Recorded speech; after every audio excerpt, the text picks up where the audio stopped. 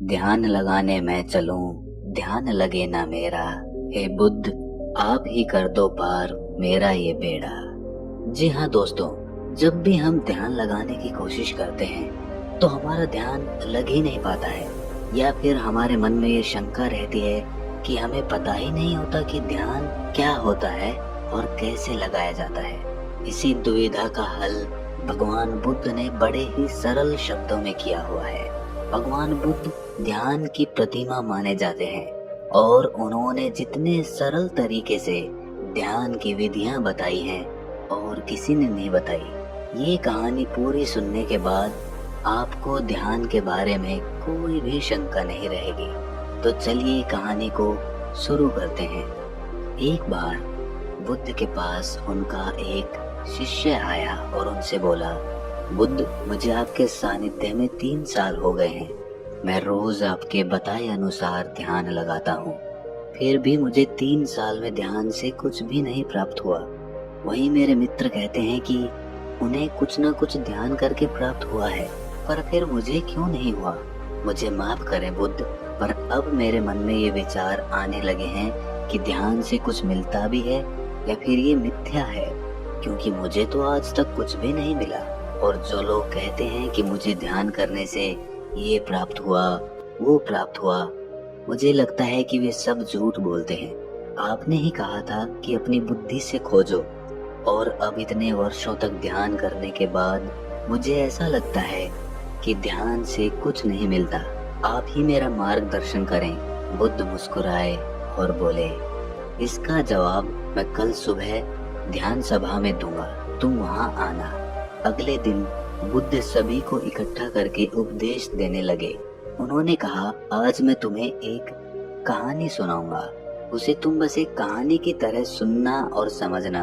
ये पूरी तरह से एक काल्पनिक कहानी है। एक गुरु ज्ञान के लिए बहुत प्रसिद्ध थे।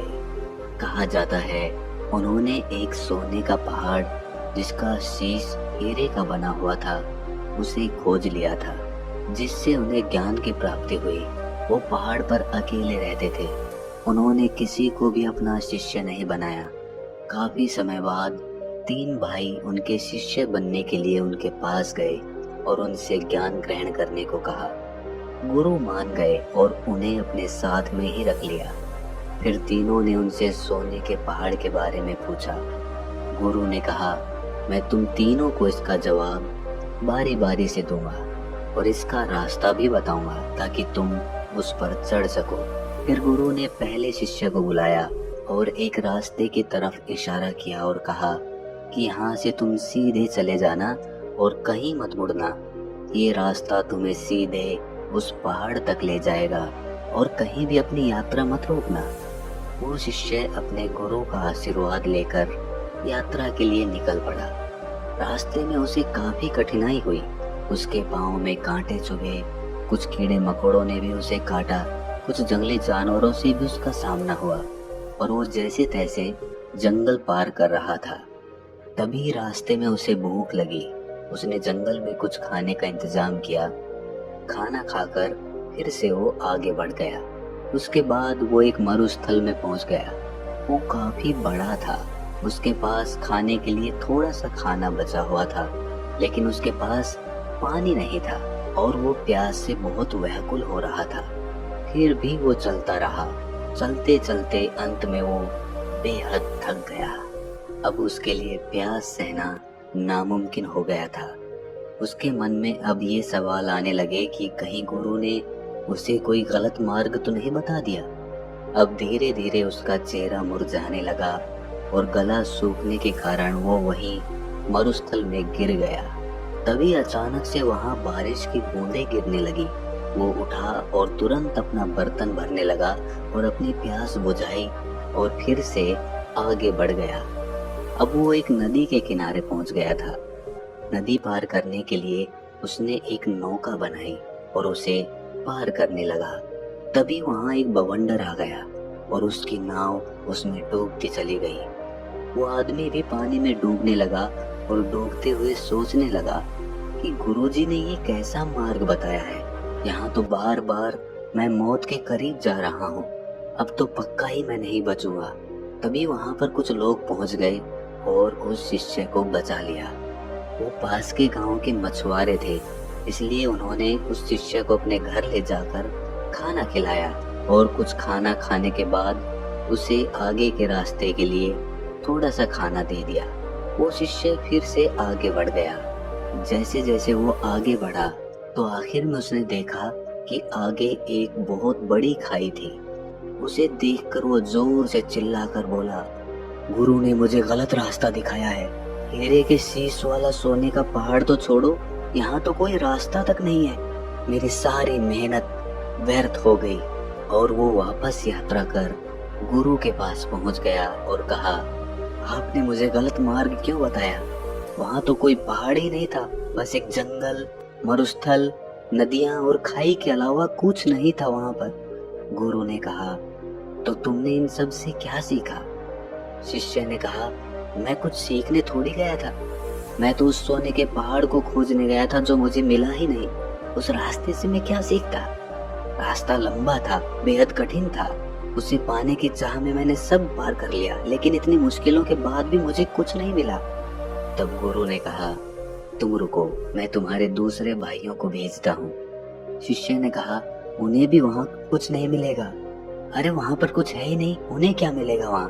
तब गुरु ने अपने दूसरे शिष्य को आशीर्वाद दिया और वो भी उस मार्ग पर निकल गया। कुछ दिन के बाद वो भी वापस आ गया। तब गुरु ने पूछा, तुम्हें वो पहाड़ दिखा? शिष्य ने कहा, नहीं, मुझे कोई पहाड़ नहीं दिखा, वहाँ तो बस एक खाई थी। मुझे लगा शायद मैं आपके बताए रास्ते से भटक गया हूँ, इसीलिए मैं आपसे रास्ता पूछने आ गया। तब गुरु ने पूछा, तुमने इन सब से क्या सीखा?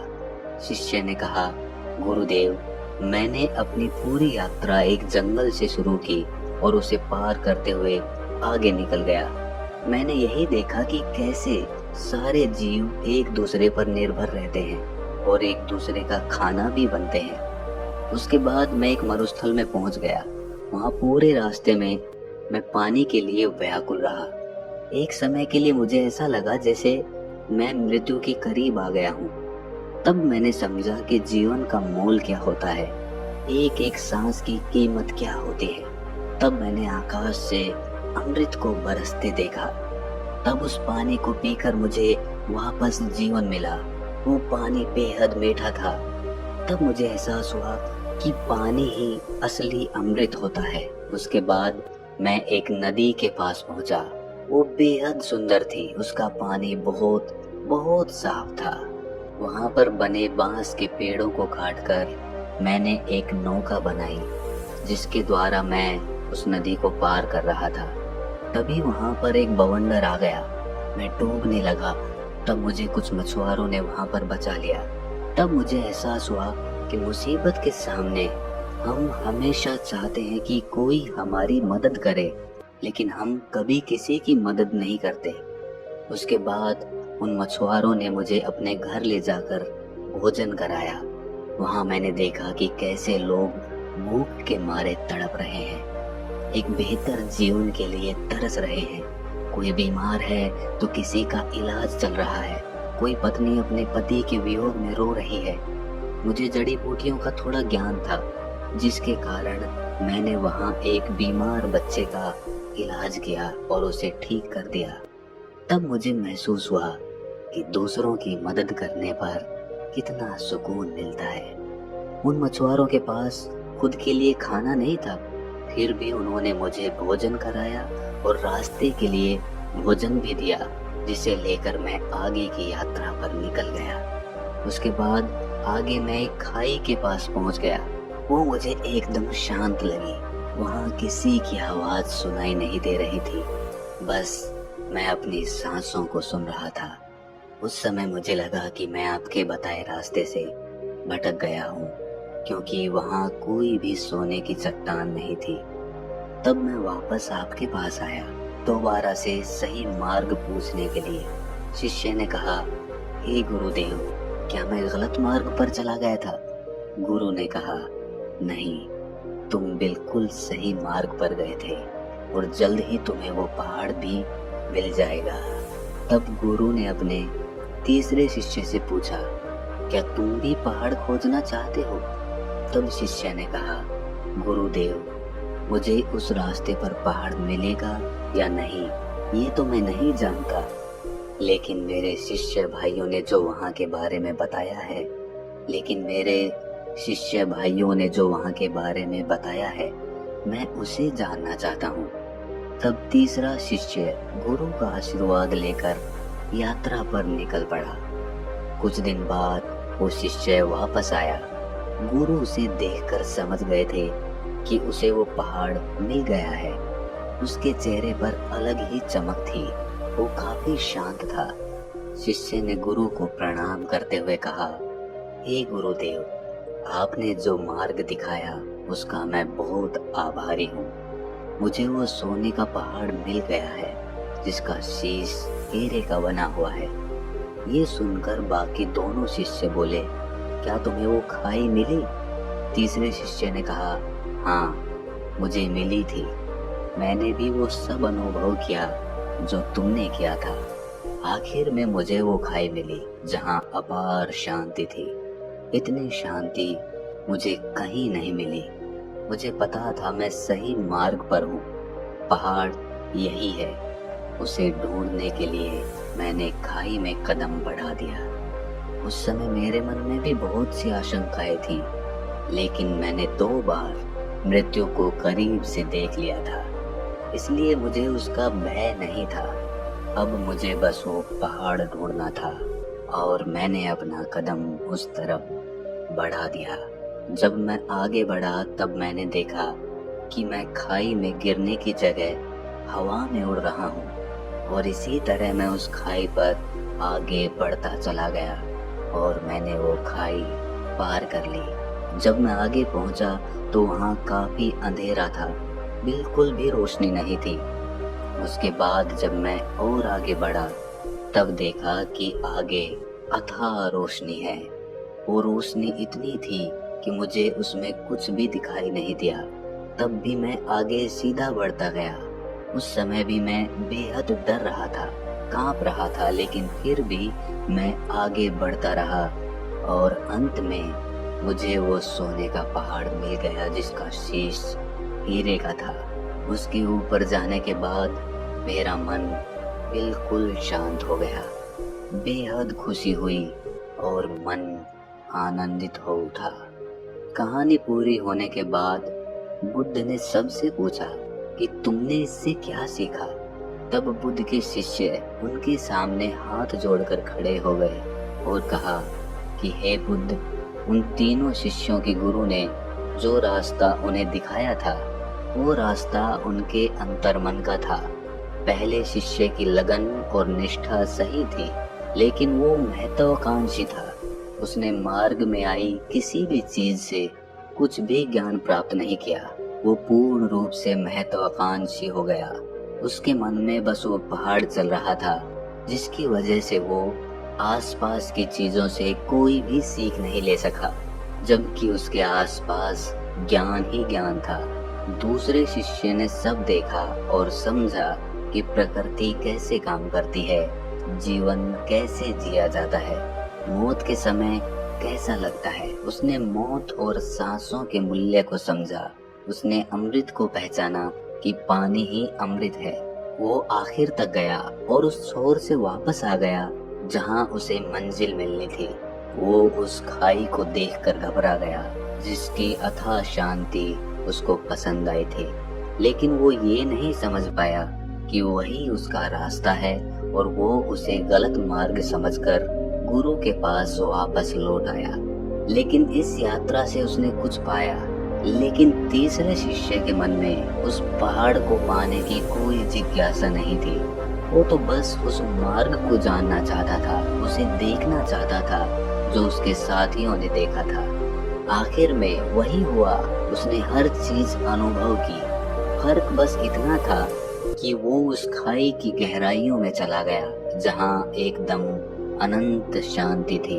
वो इस सब को महसूस करते हुए अंधकार में आगे बढ़ता गया और एक समय के बाद उसने रोशनी ही रोशनी देखी और वो पहाड़ जिसकी उसे तलाश थी, वो पहाड़ कोई और नहीं बल्कि खुद का उसका शरीर था जिसमें सोना उसका शरीर था, जबकि हीरे का शीश उसका मस्तिष्क था, जिसमें उसे बहुत सारा ज्ञान और शांति अनुभव हो रही थी। अब जिस शिष्य ने बुद्ध से कहा था कि उसने 3 साल में ध्यान से कोई भी चीज प्राप्त नहीं की, वो बुद्ध से जाकर बोला कि मुझे माफ कर दें, पहले मैं आपका पहला शिष्य बना हुआ था, लेकिन अब मैं कोशिश करूंगा कि आपका दूसरा शिष्य बनकर दिखाऊं। अब मेरे मन में कोई भी दुविधा या सवाल नहीं है। दोस्तों, हम सबका ध्यान मंजिल की तरफ होता है, लेकिन असली आनंद तो रास्ते का होता है, मार्ग का होता है। और जो व्यक्ति मार्ग का आनंद लेते हुए मंजिल का सफर तय करता है, वो मंजिल तक पहुंचते पहुंचते ही अथाह शांति को प्राप्त कर लेता है। और जो आदमी सिर्फ मंजिल पर पहुंचने की चिंता करता है, वो मार्ग का आनंद ही नहीं ले पाता। इसीलिए मंजिल से ज्यादा मार्ग जरूरी हो जाता है। अगर आपको ये कहानी थोड़ी सी भी ज्ञानवर्धक लगी तो इसे अपने सगे संबंधियों और दोस्तों के साथ शेयर जरूर करें। और ऐसी ही ज्ञानवर्धक कहानियाँ सुनने के लिए हमारे चैनल को सब्सक्राइब कर लें और इस वीडियो को लाइक जरूर कर दें। तो मिलते हैं अगली कहानी में, तब तक के लिए अपना ख्याल रखें।